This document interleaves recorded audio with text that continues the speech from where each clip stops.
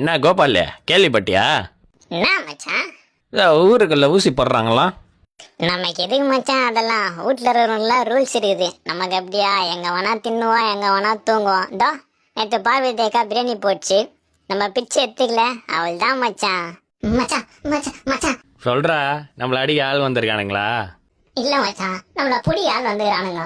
வச்சே சிறுத்தை நேரில் பார்த்துருக்குற, இப்போ பாப்பா பாரு. வந்துட்டானுங்களா? ஓடுங்களா ஓடுங்களா.